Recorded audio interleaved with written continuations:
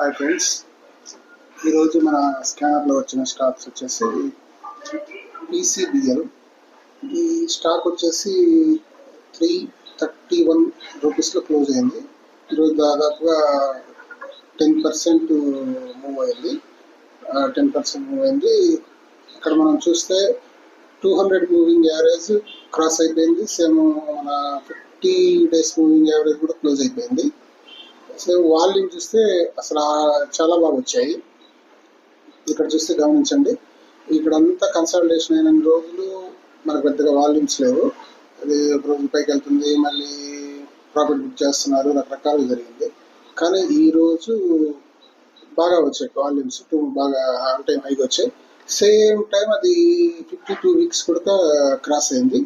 Cross అయ్యి అదే just చివర మనకి ఇందాక చివర హాఫ్ అన్ అవర్లో మార్కెట్ కూడా క్రాస్ అయింది కాబట్టి సడన్గా ప్రాఫిట్ బుకింగ్ వచ్చి మార్కెట్ కూడా ఒక షార్ప్ సెల్లింగ్ వచ్చింది కాబట్టి అది కంప్లీట్ అయినట్లేదు.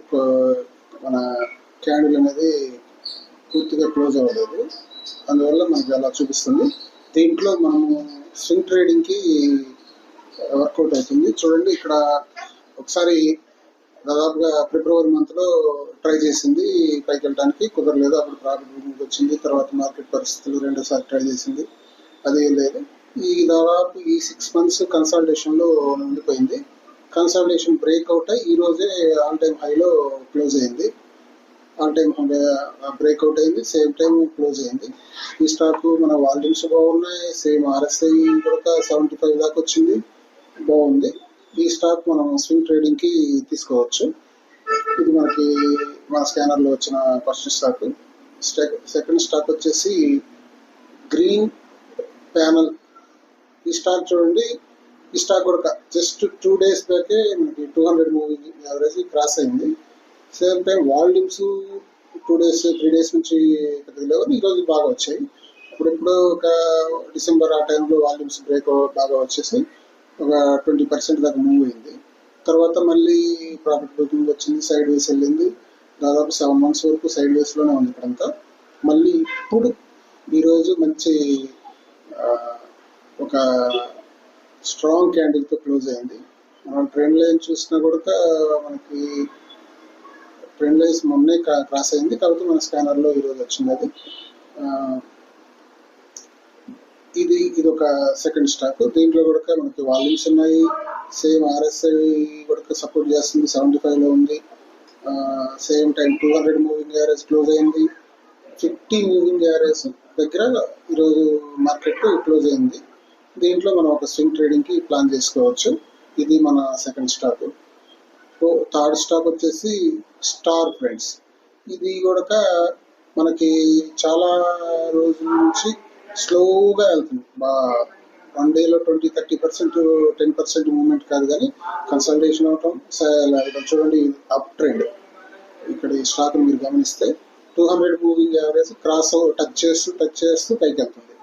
ఇది ఎప్పుడో చాలా 1 year బ్యాక్ ఎప్పుడో క్రాస్ అయినట్టుంది.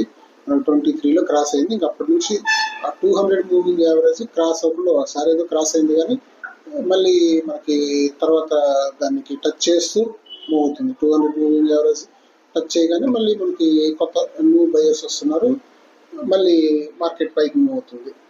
ఇది మనకు వచ్చిన థర్డ్ స్టాక్. దీంట్లో కూడా 2 days వాల్యూమ్స్ బ్రహ్మాండంగా వచ్చాయి. నిన్న మనకి డోజీలాగా ఏర్పడింది, కానీ అంతకుముందు రోజు కానీ ఈ రోజు కానీ బాగా వచ్చాయి ఈ వాల్యూమ్స్. ఇది స్టార్ ఫ్రెండ్స్. దీని ఇప్పుడు 1064 అలా ఉంది. దీంట్లో మనం స్వింగ్ ట్రేడింగ్ తీసుకోవచ్చు. ఇది మనకు వచ్చిన మన స్కానర్లో వచ్చిన మూడో స్టాకు. నాలుగో స్టాక్ వచ్చేసి Coke vivo CML, Coke ML అని వస్తుంది. అది చెప్పడం నాకు రావట్లేదు.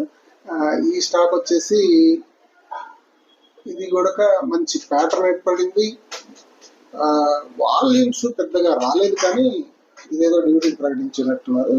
అదేది జస్ట్ స్మాల్ డివిడెంట్ 50 పైసా ఎంత ఉన్నట్టుంది. ఇది పెద్ద మనకి డివిడెండ్ సమస్య కాదు, కానీ ఇది వాల్యూమ్స్ బాగా రాకుండానే బ్రేక్అవుట్ అయింది. కాబట్టి ఇది కంపల్సరీ బుల్ బ్యాక్ రావడానికి ట్రై చేస్తుంది, ఎందుకంటే లో వాల్యూమ్స్తో బ్రేక్అవుట్ అయింది కాబట్టి జస్ట్ ఏదో గుడ్ న్యూస్ సంథింగ్ ఏదో ఉండి బ్రేక్అవుట్ అయి ఉంటుంది. అందువల్ల దీంట్లో పుల్ బ్యాక్ వచ్చిన తర్వాత మనము ఈ స్టాక్ని 162 162 ఆ ప్రైస్లో మనం బై చేసి ఫర్దర్ మూమెంట్ మళ్ళీ మనము 178 180 వరకు మనం ఎక్స్పెక్ట్ చేయొచ్చు. ఒకవేళ అగ్రెసివ్గా తీసుకునే ఆలోచన ఉంటే మనకున్న రూల్ ఉంది కదా, మనం ఆల్రెడీ డిస్కస్ చేసాం. చాలా ప్రతి వీడియోలో చెప్తూనే ఉంటాను. 80% ఇప్పుడు కొనుక్కోండి, మిగతా 20% పక్కన పెట్టండి. ఒకవేళ మార్కెట్ మూవ్ అయితే 80%కి ఎంత లాభం వస్తే అంత తీసుకోవచ్చు. లేదు మార్కెట్లో ఏదైనా సైడ్ వేసి వెళ్ళినా, లేకంటే ప్రాఫిట్ బుకింగ్ వచ్చి మళ్ళీ మనకి ఫుల్ బ్యాక్ వచ్చినా మిగతా అనదర్ 20%. ఇప్పుడు ఎగ్జాంపుల్ రేపు మార్కెట్ ఓపెన్ అయింది, 170లో కొన్నారు, మార్కెట్ పైకి వెళ్ళిపోయింది, 180లో మనం ప్రాఫిట్ తీసుకున్నాం, పైన సస్టైన్ అయ్యి తీసుకోగలిగితే 200 దాకా వెయిట్ చేసి తీసుకున్నాం. ఓకే.